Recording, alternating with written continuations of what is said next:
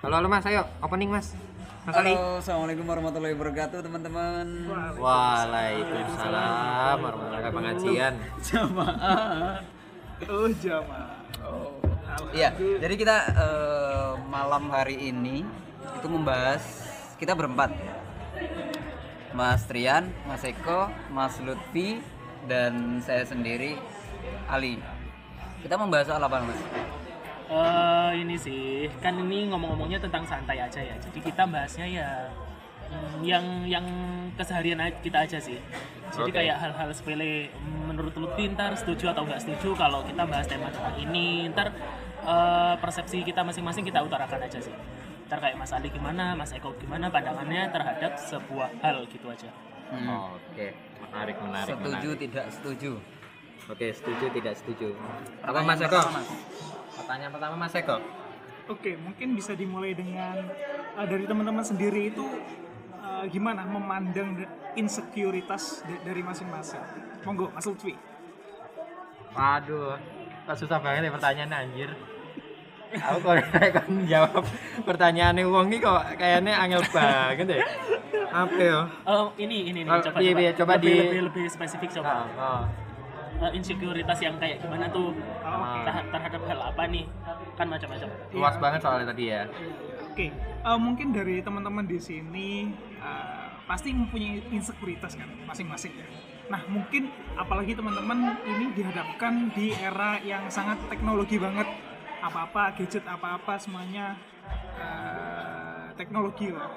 Nah, dari teman-teman sendiri bagaimana pandangan teman-teman di era sekarang ini dengan insekuritas dengan berbanding lurus dengan background teman-teman sendiri. Mungkin dari segi teknologi, mungkin dari segi keilmuan dan segala macam. Monggo, silakan.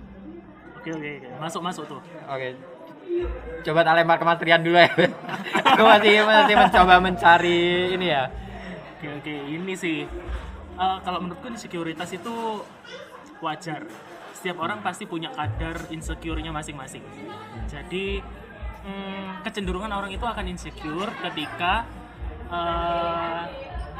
batas normal, kalau misalnya di istilah pendidikan itu KKM-nya nggak tercapai.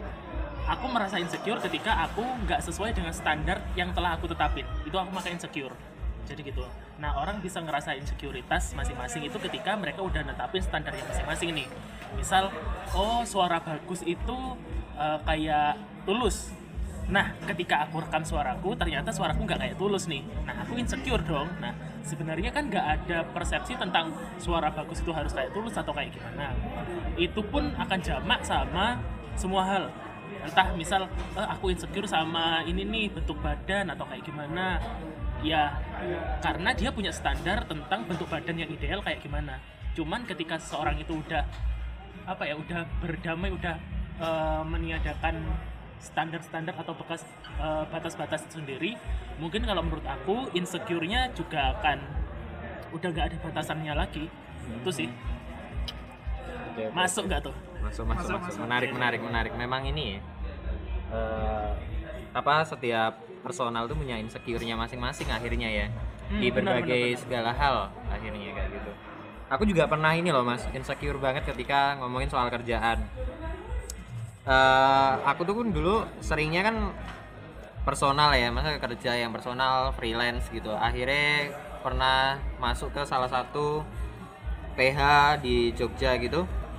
Aku tuh insecure banget dengan cuttingku di situ itu kayak aku tuh nggak punya ilmu banget gitu cuy. Aku masuk ke situ tuh kayak anjir, cuttingku tuh udah kayak expert banget gitu loh. Tambah insecure lagi ketika aku diginiin. Aku dipisui ya aku cuy. Aku dipisui. Weh, kerja iki ora kayak ngene, ngono iki. Kerja iki ora kayak ngene iki. Wah, itu dari situ aku insecure banget di PH iku, Mas. Mungkin pas saat itu belum tahu kalau itu adalah insecure namanya. Ya, mungkin saat itu aku nggak tahu kalau itu insecure gitu loh. Aku lebih mengarah ke yang kayak gini. Kayak apa ya? Aku bilang ketakutan gitu loh, Mas. Kalau aku tuh ketakutan soal satu momen, satu masalah kayak gitu itu loh, cuy. Kalau aku. Apakah sama ya itu? Insecure sama ketakutan kayak gitu? Sama-sama, aku mengalami hal yang sama sih. Ketika masuk di sebuah pekerjaan yang baru, rasa insecure itu secara nggak langsung itu main di alam bawah sadar. Karena ya gimana ya, dari backgroundnya aja kita anak baru masuk ke dunia yang isinya pasti senior kita. Kita masih jadi anak bawang, kita masih jadi anak baru masuk dengan mungkin is okay, pengalaman kita banyak, is okay, skill kita banyak, tapi yang namanya senioritas kayaknya masih menjadi hal yang tanda petik di kalangan, beberapa kalangan. Saya nggak bilang semuanya ya, di beberapa kalangan. Jadi itu sih yang menjadi insekuritas dari aku sendiri. Oke, masuk sih. Kalau Mas Ali gimana? Pernah nggak sih punya momen atau masa insecure-nya sendiri? Kalau aku banyak. Aduh. Banyak dalam artian memang banyak hal yang kemudian membuat saya insecure sampai ke tahap menghapus akun kayak gitu-gitu. Oke. Ingin menghilang dari peredaran, terus ganti nomor. Itu macam-macam. karena insecure. Iya. Dan kalau melihat katanya Mas Eko tadi kan, kita ada di era dimana eranya sekarang digital, semua menggunakan media sosial, terus kemudian semuanya bisa saling terhubung satu sama lain gitu kan. Nah di situ yang kemudian membuat pemahaman saya semakin lebih ini tentang insecure, bahwa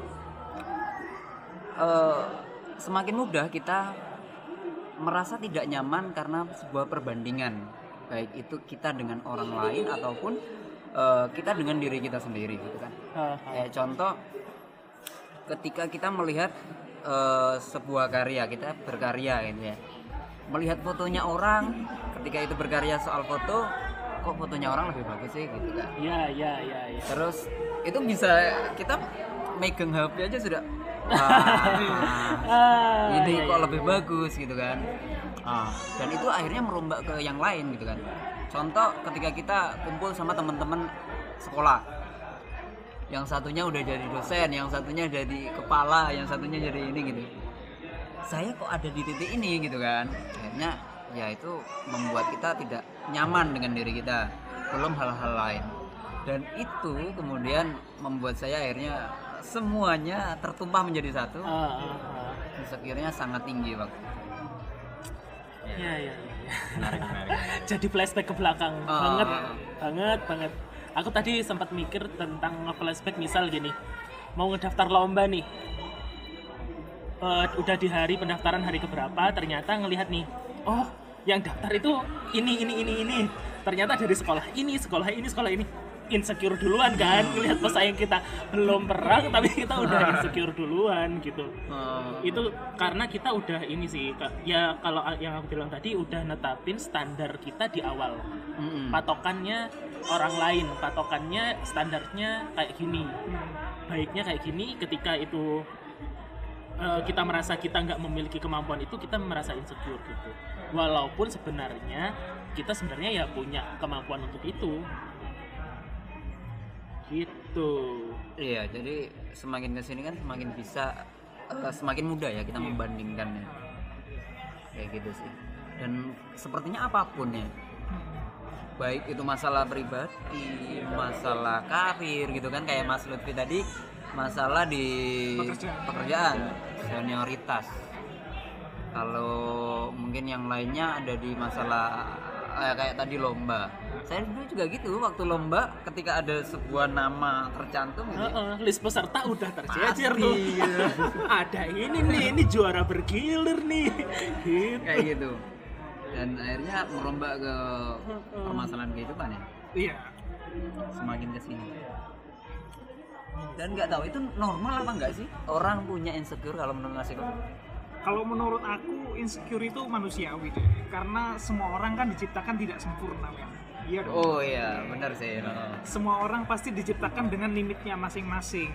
Meskipun sesempurnanya seseorang, ya menurut aku sih nggak ada yang sempurna kecuali Tuhan. kecuali Allah Subhanahu wa taala. Mungkin yang bisa dilakukan oleh manusianya itu sendiri adalah berusaha menjadi yang terbaik, berusaha menjadi memberikan potensi yang terbaiknya. Kalau misalnya dia kurang, mungkin upgrade skill. Mungkin misalnya kalau dia bingung, ya mungkin bisa tanya-tanya sama temennya sendiri, ngobrol-ngobrol. Kuncinya ada di ini sih. Aku pernah dengar dari salah satu komedian, Panji Pragiwaksono. Dia bilang kunci dari hidup adalah bisa berdamai dengan dirinya masing-masing. Dengan dia berdamai dengan dirinya masing-masing, dia tahu potensinya sampai di mana. Dia tahu titiknya yang kurang, yang seperti apa. Maka dengan itu ya kita damai dulu aja, kita jangan nyalahin. Nah dengan itu kita mungkin bisa berpikir luas, berpikir jangka panjang. Oh kayaknya seperti ini nih harusnya. Oh seperti ini nih yang harus di upgrade, kurang lebih seperti itu. Jadi insecure itu adalah hal yang wajar dan semuanya pasti memiliki kelebihan dan kekurangan. Kalau Mas Lutfi? Kalau aku sendiri sih wajar ya Mas, sama seperti yang Ini semuanya pro ini, nggak ada yang kontra. Iya, kayak pro kabeh kan. Tiap Ya, orang kalau aku sih kalau sendiri wajar sih, cuy. Akhirnya wajar sih ketika kita punya insekuritas ya. Karena juga kita ya memang dari kecil merasakan hal itu ya. Entah ya mungkin lagi ternyata kita ketika lahir sampai kita besar itu kita udah terbangun gak sih cuy? Karena apa yang aku bilang terbangun ini kayak contoh kayak gini. Kadang kita tuh di masa kecil kita tuh dibanding-bandingkan itu loh cuy. Oh iya. Nah dari situ tuh menurutku kita tuh udah dibentuk dari kecil gitu loh. Akhirnya kayak contoh nih, kayak lo delokan si A gini, si B gini. Nah akhirnya kita juga insecure loh. Akhirnya kita dibangun dari kecil akhirnya. Jadi aku ya hal itu wajar sih, malah menjadi wajar karena ya dari kecil kita udah dibentuk gitu loh, udah dibentuk sama didikan orang tua masing-masing. Akhirnya kayak gitu kalau aku. Nah Mas Rian gimana Mas Rian? sama sih, kayak insecure itu lumrah ada di dalam proses kehidupan manusia masing-masing gitu. Kita pasti pernah punya momen kita insecure sama satu fase di kehidupan kita gitu. Kalau menurutku sih insecure itu juga hal yang nggak harus dihilangkan banget sih. Jadi insecure itu kayak apa ya? Kontrol gitu. Jadinya kita itu punya kehati-hatian gitu. Jadi ya insecure boleh, cuman kita harus punya batasan. Oke, insecureku sampai tahap sekian. Nah, cuman untuk seseorang bisa sampai tahap oke, insecureku bisa aku kontrol, itu bener katanya Mas Eko, harus bisa berdamai dengan dirinya masing-masing. Ketika orang udah bisa berdamai, udah mengenali potensinya, ya dia bisa mengontrol insecure-nya masing-masing. Misal kayak tadi aku bilang yang perlombaan tadi. Kita udah tahu nih yang daftar perlombaan, oh ada juara bergilir nih, ada ini listnya. Nah, sehingga kita insecure, tapi kita akhirnya juga berpikir nih, oh berarti langkah selanjutnya aku harus gini nih, aku harus mempersiapkan kayak gini. Nah, dari insecure itu kita akhirnya bisa membalikkan rasa negatif itu tadi menjadi hal yang lebih positif gitu sih. Kalau menurutku ya lumrah sih. Aku pernah denger ini, bukan denger sih, ini kayak pepatah sih. Manusia itu kayak benda tajam. Jadi dia masing-masing itu unik. Dia akan tepat bisa digunakan ketika digunakan untuk memotong ya yang memang sesuai dia gitu. Silet bisa digunakan untuk memotong jenggot, dia insecure sama keris ya beda, kegunaannya pun beda, sama-sama benda tajam, cuman ketika si keris diperbandingkan ataupun si silet tadi diperbandingkan dengan keris, ya orang pasti nilai jualnya lebih bagus keris, cuman daya potongnya, kegunaannya masuknya beda-beda gitu. Kamu insecure boleh, cuman sama siapa kamu insecure ya diperhatikan lagi gitu sih. Gimana tuh Mas Eko? Oke, aku jadi flashback ingat kata-katanya Koh Ernest Prakasa. Oh, semua stand up komedi ya dari tadi ya. Apal banget deh. Kayaknya dari kemarin di absen semua ini.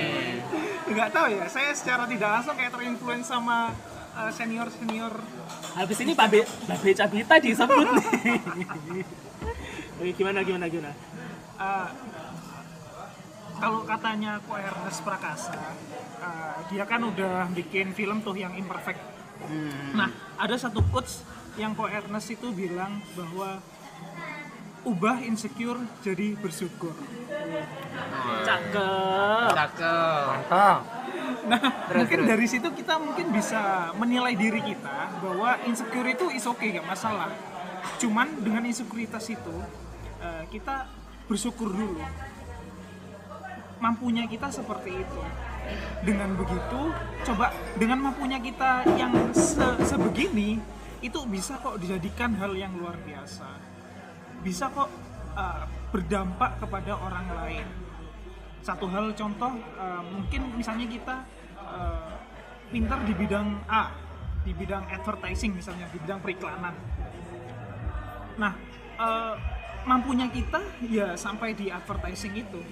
Bagaimana periklanan itu menjadi kreatif, bagaimana iklan itu bisa persuasif, bisa mengajak ke orang lain. Tapi entah itu nanti goalsnya orang lain itu terinfluence atau enggak, ya itu urusan belakang. Kita nggak bisa menjudge. Nah, yang bisa kita lakukan adalah upgrade skill. Ya upgrade skill gimana caranya lebih mengajak orang tapi bisa menanamkan di alam bawah sadar itu sendiri. Gitu sih. Itu Mas ya. Benar. Dalam. Dan ada sebuah kasus ini Mas. Kadang orang melihat atau mendengar sebuah kata insecure itu tidak paham, gitu kan? Ada beberapa orang yang tidak paham. Lalu ada orang yang kemudian sangat paham kepada titik itu dan menceritakan kepada orang lain bahwa saya insecure, tapi yang nggak paham ini terus kemudian bilang lah aleman. Pernah nggak dengar aku insecure nih sampai depresi ya? Kemudian berceritalah kata-kata aku sama Mas Trian, Mas aku insecure gini. Nah Mas Trian semacam tidak, entah itu tidak paham atau memang secara apa ya, idealis memang udah nggak terlalu melihat insekuritas gitu, akhirnya bilang aleman gitu aja. Kayak contoh insomnia lah. Banyak orang yang kemudian ketika ada orang yang ngomong aku insomnia nih gitu kan, ada jelas-jelas insomnia gitu, tapi karena kan ini psikologi ya, pasti ada orang yang bilang lah itu hanya firasatmu aja gitu, insecure juga hanya firasatmu aja gitu. Orang tidak bisa tidak sampai memahami bahwa itu menimbulkan depresi gitu. Kalau menurut Mas San gimana melihat orang-orang yang semacam itu?